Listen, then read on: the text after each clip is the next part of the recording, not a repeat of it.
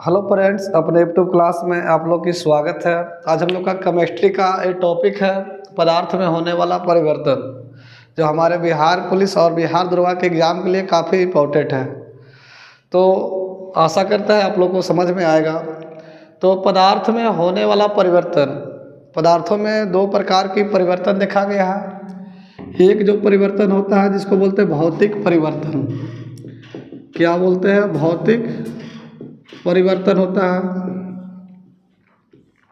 और दूसरा जो परिवर्तन होता है जिसे बोलते हैं रासायनिक परिवर्तन। तो आज हम लोग इसी के बारे में जानेंगे कि इनमें से कौन सा भौतिक परिवर्तन है, कौन सा रासायनिक परिवर्तन है। जैसे कि आपका क्वेश्चन आता है मोमबत्ती को पिघलना, ये कौन सा परिवर्तन है, भौतिक परिवर्तन है कि रासायनिक परिवर्तन। बर्फ से जल को बनना या जल से बर्फ को बनना, कौन सा परिवर्तन है, भौतिक परिवर्तन है कि रासायनिक परिवर्तन है। तो इस प्रकार आपका क्वेश्चन रहेगा, तो आपको इसमें छांटना रहता है। तो भौतिक परिवर्तन का मतलब होता है कि ये एक प्रकार का अस्थायी परिवर्तन है।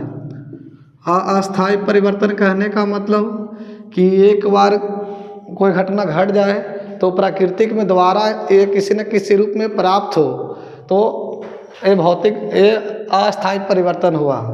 लेकिन रासायनिक परिवर्तन यदि एक बार हो जाएगी केमिकल रिएक्शन, तो इसके बाद ये दोबारा किसी रूप में प्राप्त नहीं होगा, बल्कि ये अस्थायी ही रहेगा। यानी कि ये होता है कि मिल जाए, प्राकृतिक में किसी न किसी रूप में यदि मिल जाए तो उसे बोलेंगे भौतिक परिवर्तन। और प्राकृतिक में किसी न किसी रूप में ना मिले, यदि ना मिले तो उसे क्या बोलेंगे, रासायनिक परिवर्तन। जैसा आपके हम बता रहे हैं कि बर्फ से जल से बर्फ का बनना, जल से बर्फ बनना, तो बर्फ बनने का मतलब कि जल से क्या बन गया, बर्फ। तो इसका मतलब कि बर्फ बन गया, लेकिन पुनः ये बर्फ से क्या बनेगा, जल। तो किसी न किसी रूप में फिर प्राप्त हुआ ना, यानी मिल गया, तो मिल जाना भौतिक परिवर्तन। लेकिन यहाँ पे आपसे पूछ रहा है मोमबत्ती का जलना, मोमबत्ती का जलना।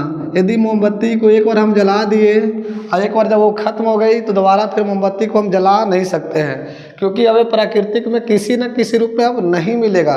तो अब इसे बोलेंगे रासायनिक परिवर्तन।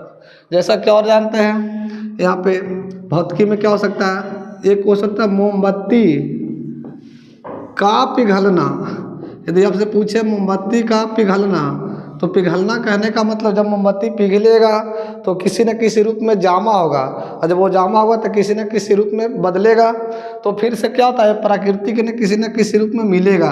तो मिल जाना भौतिक परिवर्तन और ना मिलना रासायनिक परिवर्तन। ये आप लोगों को समझ में आ रहा होगा। इसका कई उदाहरण है, जिसमें से हम एक उदाहरण दे दिए कि जल से बर्फ बनना और बर्फ से जल का बनना भौतिक परिवर्तन, लेकिन मोमबत्ती का जलना रासायनिक परिवर्तन।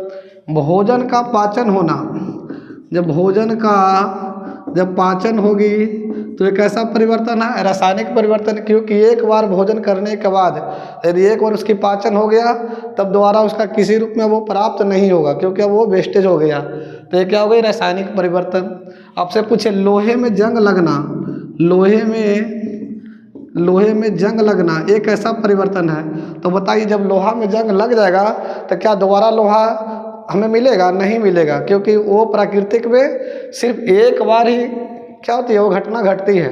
लेकिन लोहा में जंग लगना एक रासायनिक परिवर्तन है, क्योंकि ये दोबारा नहीं मिलता है। तो ये हो गया रासायनिक परिवर्तन।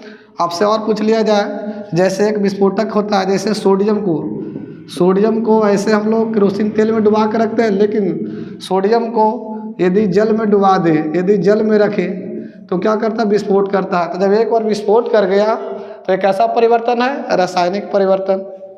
उसी प्रकार यहाँ पर देखा जाए कपूर का जलना, तो कपूर का जलना कैसा, कपूर में ऊर्ध्वाधर की प्रक्रिया होती है। कपूर जलता है तो जलने के बाद वो किसी न किसी रूप में वो ठोस में जमा हो जाता है, फिर ठोस से द्रवित गैस में सीधा बदल जाता है। तो कपूर का जलना भौतिक परिवर्तन, सोडियम को जल में रख देंगे तो रासायनिक परिवर्तन, जल से बर्फ बनना है भौतिक परिवर्तन, और मोमबत्ती का जलना ये रासायनिक परिवर्तन। फिर से बोल देते हैं कि पदार्थों में होने वाले दो प्रकार की परिवर्तन होता है। पहला परिवर्तन क्या होता है? भौतिकी परिवर्तन, और दूसरा परिवर्तन है रासायनिक परिवर्तन। परिवर्तन का मतलब कि ये अस्थायी परिवर्तन होती है। प्राकृतिक में ये किसी न किसी रूप में आपको मिलते रहेगा। यदि मिल जाए तो भौतिकी, और ना मिले तो रासायनिक प्रक्रिया। जैसे बताते हैं दही का खट्टा होना। दही का खट्टा होना, यदि दही एक बार खट्टा हो गया तो क्या वो किसी रूप में मिलेगा?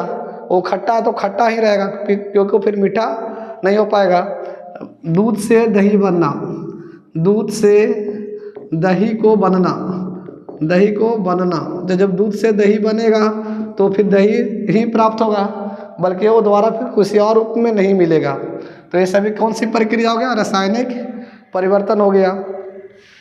और भी देख सकते हैं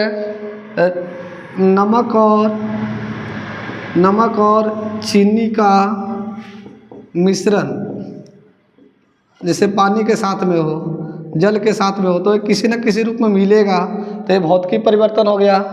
रेत यानी बालू प्लस जल का मिश्रण, ये सब कैसा है? तो भौतिकी परिवर्तन है। तो ये क्वेश्चन हमारे एग्जाम में कई बार पूछा भी गया है और इम्पोर्टेंट होता है। बस यही याद रखना है कि पदार्थों का दो प्रकार की परिवर्तन होता है, एक भौतिक परिवर्तन होती है, एक रासायनिक परिवर्तन होता है। जो प्राकृतिक में किसी न किसी रूप में हमें मिल जाए तो भौतिकी परिवर्तन, और ना मिले तो रासायनिक परिवर्तन। भौतिकी परिवर्तन अस्थायी होता है, लेकिन रासायनिक परिवर्तन अस्थायी होता है। इस प्रकार हमारा ये टॉपिक था। तो चलिए, धन्यवाद।